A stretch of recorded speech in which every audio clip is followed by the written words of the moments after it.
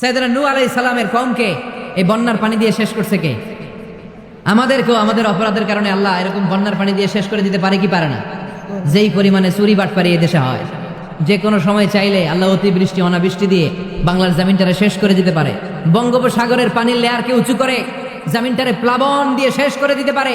এক ভূমিকম্প দিয়ে নেপালের মতো সুনামির মতো বাংলাদেশটারও শেষ করে দিতে পারে। চিল্লায় বলেন ঠিক কিনা?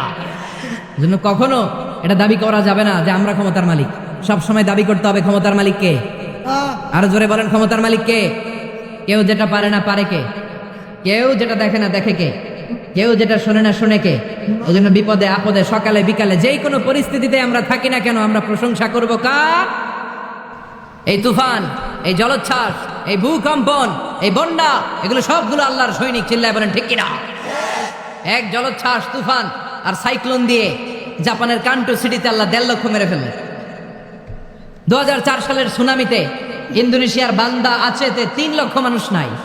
আপনি কল্পনা করতে পারেন 3 লক্ষ মানুষ এক থাপ্পড়ে সাগরের ঢেউটা, আমি ভিডিওতে দেখেছি, ইউটিউবে অনেকে দেখবেন, সাগরের ঢেউটা ফুলে পেপে বড় হয়ে আস্তে করে উপরের দিকে আসলো, ইন্দোনেশিয়ার বান্দা আচের ভেতরে ঢুকলো, গাড়ি ঘোড়া নারী পুরুষ গাছপালা সব নিয়ে কয়েক সেকেন্ডের ব্যবধানে একটা টান মেরে সাগরের ভেতরে ঢুকিয়ে দিল।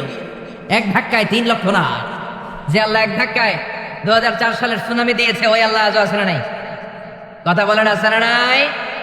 জন্য কখনো বলা যাবে ক্ষমতার মালিক আমি? চিল্লায় বলেন ক্ষমতার মালিক কে? যখন ভূমিকম্প হয়, এই সামান্য বৃষ্টি কয়েকটা বজ্রপাত যদি পড়ে আমাদের খুঁজে পাওয়া যাবে? যে যেদিকে পারি দৌড়। কথা কন। তারপরে আকাশ থেকে মাঝে মাঝে শিলা বৃষ্টি হয়, এত বড় বড় যদি শিলা পড়ে আমরা দাঁড়ায় থাকতে পারবো?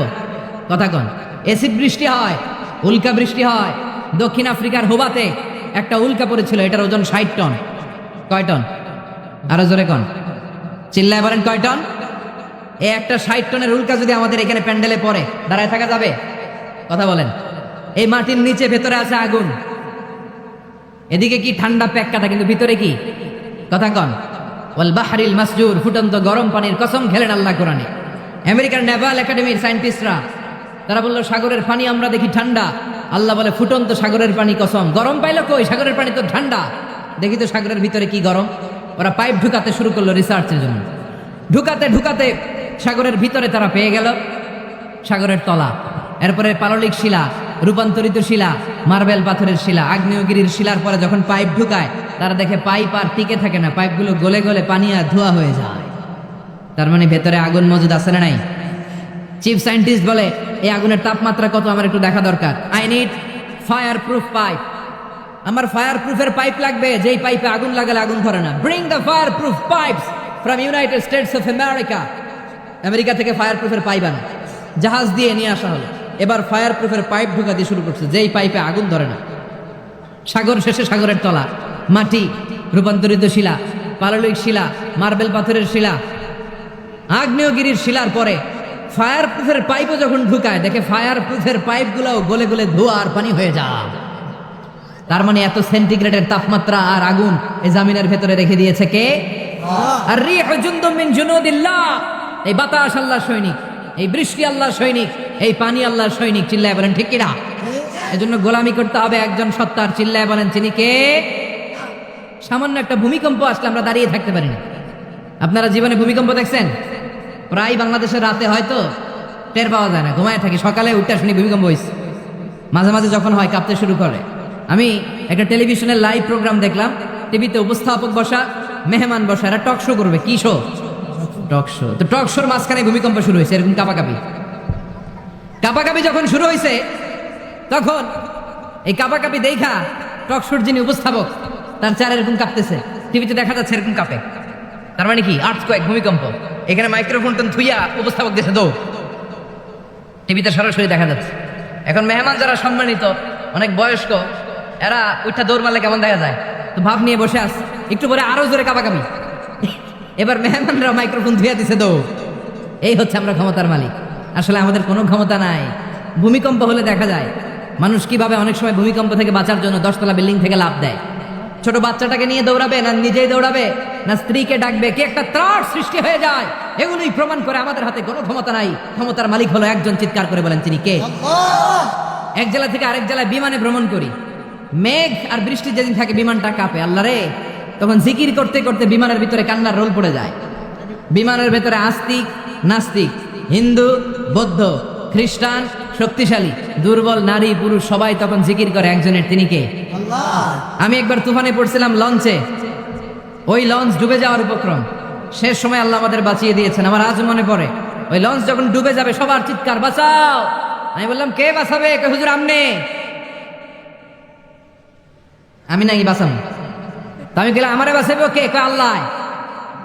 দেখছেন কেমনে হুজুরে দিয়ে আল্লাহরে ধরে। আহা, এটাই প্রমাণ করে there is someone much powerful who is dominating everything on earth. একজন মহা শক্তিধর তিনি আছেন, he is controlling everything, যিনি গোটা বিশ্বের সবকিছু দেখেন, সবকিছু অবজার্ভ করেন, তার অর্ডারে পৃথিবীর সবকিছু হয়। চিল্লায় বলেন ঠিক কিনা? আল্লাহ বললেন সূরা মুলকটা একটু পড়ো, একটু মেধা খাটাও, একটু চিন্তা করো, তুমি আমারে খুঁজে পাবা। সুবহানাল্লাহ পড়ো। কক্সবাজার গেছেন কারা কারা? হ্যাঁ, এই কয়েকজন মাত্র।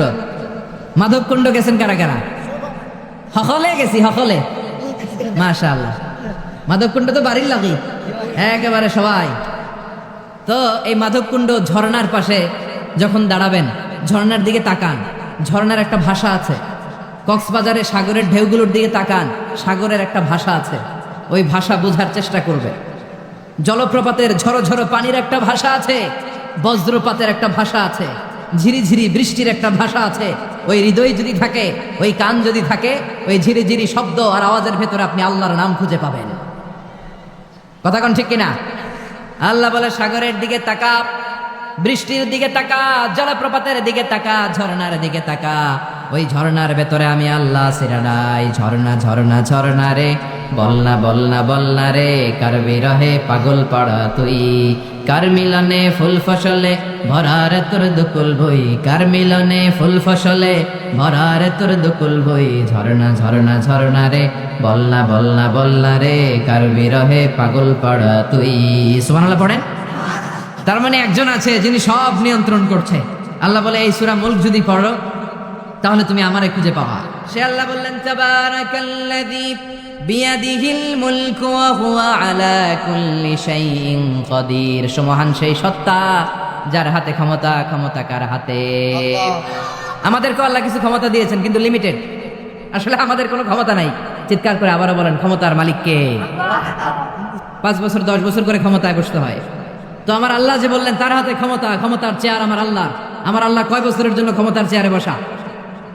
20 বছর, 100 বছর, 500 বছর? এই যে বলছে অনন্তকাল।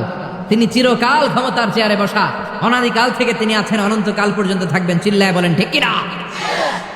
আবার পৃথিবীর অনেক দেশের ডেমোক্রেটিক সিস্টেমে ভোটে জিতে ক্ষমতায় আসতে হয়। যেমন আমাদের দেশে ভোটাভুটি আসে না নাই, ভোট না পাইলে ক্ষমতায় আসা যায় না। তো আল্লাহ তো ভোটে ক্ষমতায় আসছে না?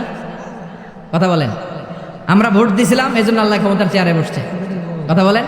আল্লাহ বলে আমার ভোট লাগে না, আমার গণতন্ত্র লাগে না, রাজতন্ত্র লাগে না, স্বৈরতন্ত্র লাগে না, আমি সৃষ্টির শুরু থেকে ক্ষমতার চেয়ারে বসা, আমি আজীবন ওই ক্ষমতার চেয়ারে থাকবো। চিৎকার করে বলেন ঠিক কিনা? আবার দেখবেন রাজনৈতিক অঙ্গনে জোট করে ক্ষমতায় আসতে হয়। 4 দলীয় জোট, মহাজোট, 20 দলীয় জোট আছে না নাই? আল্লাহ কি জোটে ক্ষমতায় আসছে? কথা বলেন। আবার অনেক দেশে দেখবেন আন্দোলন করে যিনি ক্ষমতার চেয়ারে বসে তারা নামিয়ে দেয়া যায় কি যায় না? গণ অভ্যুত্থানে ক্ষমতার চেয়ার থেকে নামিয়ে দেয়া যায় কি যায় না?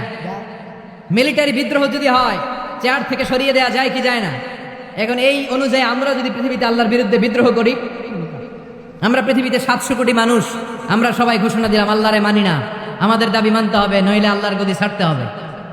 আমরা আন্দোলন করলে আল্লাহর ক্ষমতা নাই। কথা কক্কা?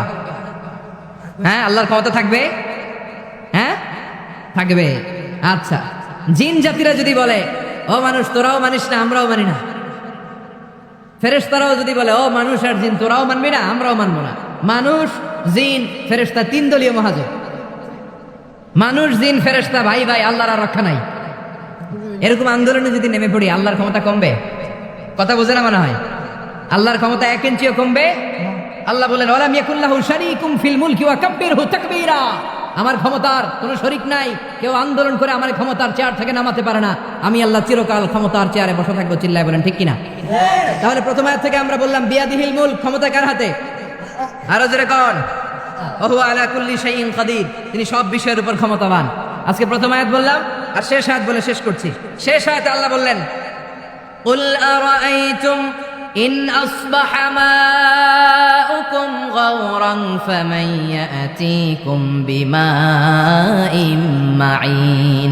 বলো দেখি সবে শুকাইয়া যদি যায় এই পৃথিবীর পানি, তাহলে হেথায় তটনির ধারা কে দিবে সবারে আমি। সুবহানাল্লাহ পড়েন। আল্লাহ একটা প্রশ্ন রেখে শেষ করেছেন। আল্লাহ বলতে চাচ্ছেন, এই যে গোটা বিশ্বের পানি তোমরা দেখতে পাও, এই পানিগুলো যদি মাটির নিচে চলে যায়, একদিন সকালে ঘুম থেকে উঠে দেখলে ট্যাপের ভিতরে পানি নাই, টিউবওয়েল চাপলে পানি নাই, বাজারে কিনলে পানি নাই, মাম ওয়াটার নাই, ফ্রেশ নাই, কোনো পানি নাই, ফলের ভিতরেও পানি নাই, ডাবের ভিতরেও পানি নাই, গ্যান্ডারের ভিতরেও পানি নাই, তখন তোমাদেরকে পানি এনে দিবে কে? হ্যাঁ, আমাদের পানি সম্পদ মন্ত্রী, আমাদের প্রধানমন্ত্রী? কথা বলেন। একটা ফোঁটা পানি পৃথিবীর সবাই মিলে বানাতে পারবো? পানির মালিক কে? এই পানি আকাশ থেকে নাজিল করেছে কে? আবার রব্বুল আলামিন বললেন, গোটা বিশ্বের পানির মধ্যে আমি দুই কিসিম বানালাম। একটা পানি বানালাম হাদা আযবুন ফরাত, মিষ্টি পানি, মিঠা পানি।